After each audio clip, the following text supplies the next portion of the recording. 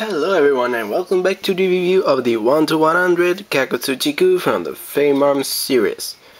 And in this part of the video review I will go over the model assembled and unpainted and unpanelining basically right out of the box.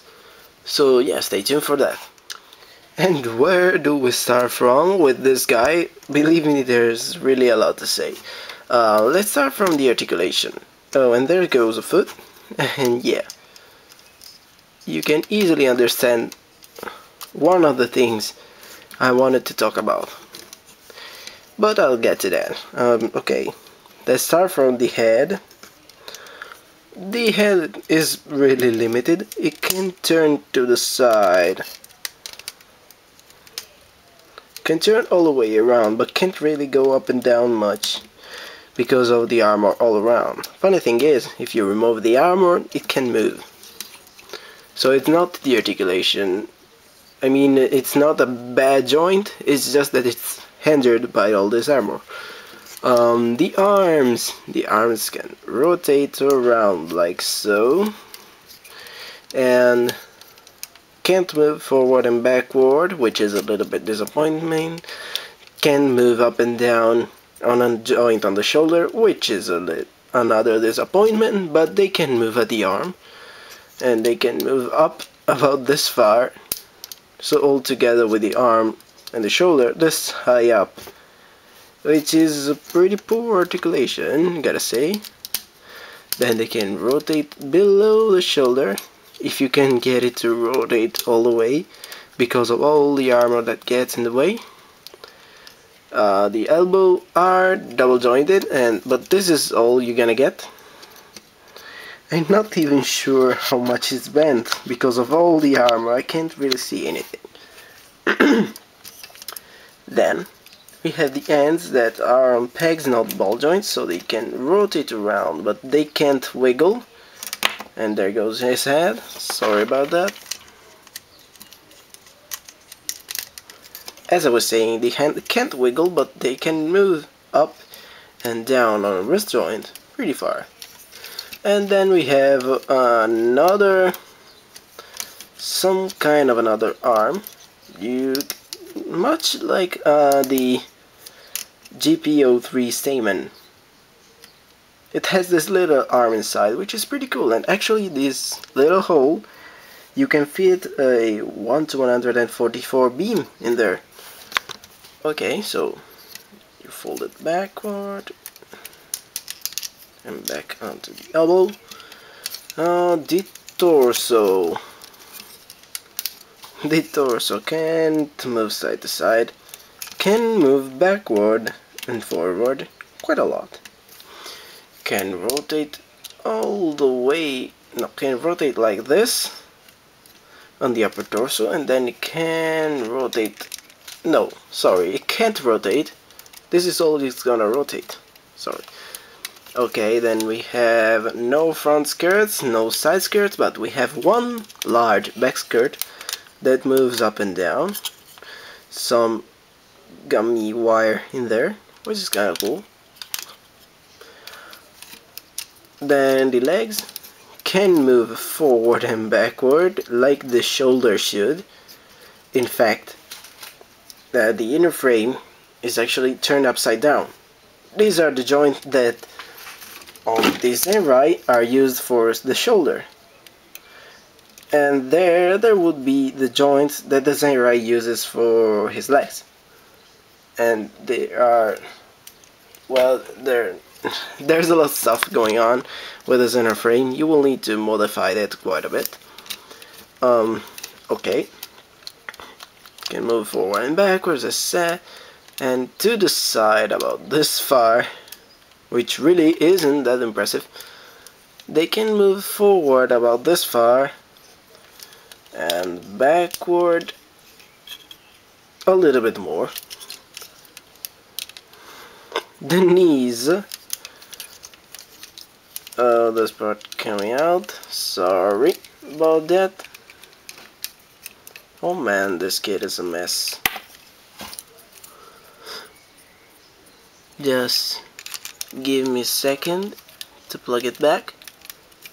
come on. There we go. As I was saying, the knees, are they double jointed? I really wouldn't know. On the inner frame they were double jointed, but this is all you're gonna get with these legs. From the front you can even tell it's bent. It looks the same, really.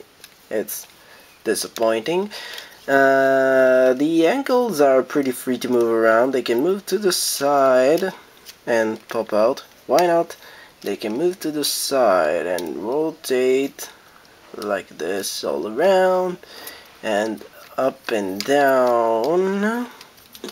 That's pretty much about it. You will expect this little toe to move independently, but they don't.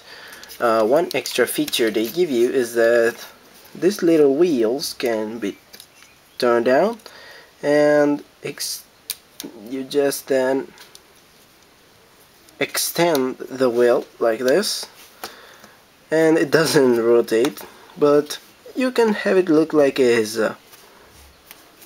blasting forward. But before we move on to the accessories of the kit, I would like to spend a word for the hands. Now, if you remember my Zenrise review, the hands were just awful. They popped away. No, they didn't just pop away. They completely explode in a million pieces as you touched them. Now I fixed that with super glue. Now they are fine, even though still a little bit problematic. But yeah, they do work now. With this guy, I thought they were gonna be the same, so I was actually a little bit worried. But they molded the hands differently. They are completely different hands, so even though they look the same, I mean, these are from the Kagutsuchi, and these are from the Zenrai. They look identical, but they are molded differently. And for the Kagutsuchi Kou, they give you 2 open hands, 2 completely closed fists, and 2 holding hands. If you remember, again, my Zenrise review, I had most of the problems with the holding hands and the trigger fingers, and also the closed fists. They tore apart really easily. But ironically, even though the model kit seems to wanna explode in a million pieces from a moment to another, the hands are actually fine. They are pretty cool hands. They are pretty stiff. I mean, I think they are even better than Bandai's. They are really well detailed, first of all, and then they are really stiff. They are solid, and I like them. They are pretty cool. Yeah, it's a little bit sad that they don't give you trigger finger hand for this guy. I gotta say that his main gun has a very small trigger, so the holding hand will do anyway. But I mean, frame arms series are known for their for being compatible with the all sort of mobile support goods. With all sort of weapons from Kotobukyia. So yeah, I would have liked some trigger finger hands to use with some Kotobukyia arms, but hey, the holding hands will do the same. And since I brought in, since I brought in the gun, let me just replug this part back, which decided to pop out. Okay, let's put in. No, let's first of all show you. Well, let's first of all show you that the handle rotates around, even though I still can't find the purpose for this. I don't know. But hey, if you want, you can take this and plug it on the clip on the back, like so. Let me zoom out. Yeah, like so. So, and this part has a little bit of articulation. Let me turn it from the other side. It moves up there, and then it rotates there, and this gives the gun and it also rotates like so, and this gives the gun a pretty wide range of movement. Oh, maybe that's why they made the handle to rotate, so it could like spin around like it was a turret. I don't know, perhaps. But still, I find it's nice, and even if it isn't meant to be a turret, it's still a nice storage option. And since this part can swivel all the way forward like that, you can easily put the hand there and have it grab it with his normal arm or with this extended arm. Even though he can't grab onto anything, but you can pretend he's grabbing it. Let's try then to put it into his hand now. Let me just put one hand for the left hand. There we go. Pop it out.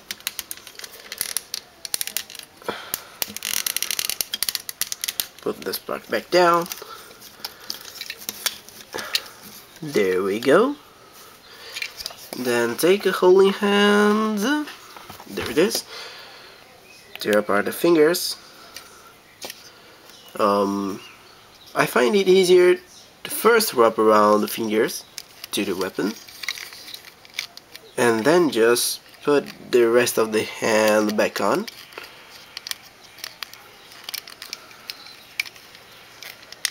Like so. Okay, so you have a handgun. No, sorry. There it is. Back on. And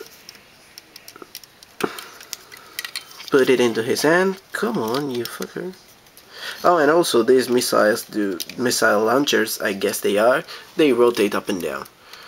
But as I was saying, you put it into his hand and we're done. And I gotta say, that's a pretty big gun. I like it. It does look pretty menacing. Pretty good. And then let's move on to the shield.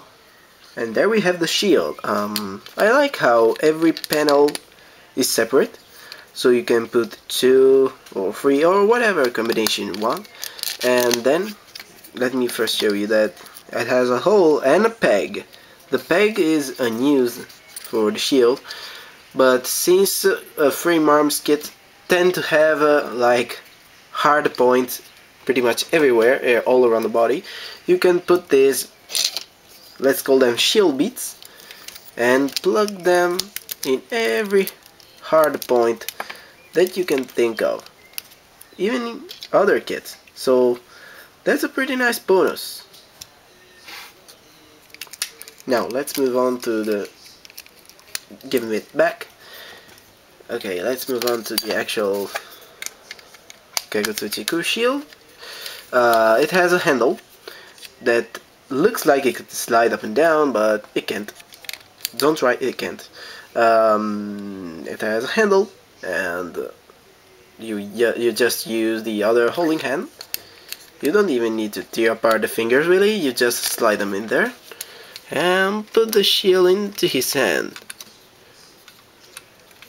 which can be a little problematic, but once it's in there, it sits there with no problems whatsoever. And you just rotate around, and it looks pretty cool. Yeah, I really think it looks nice.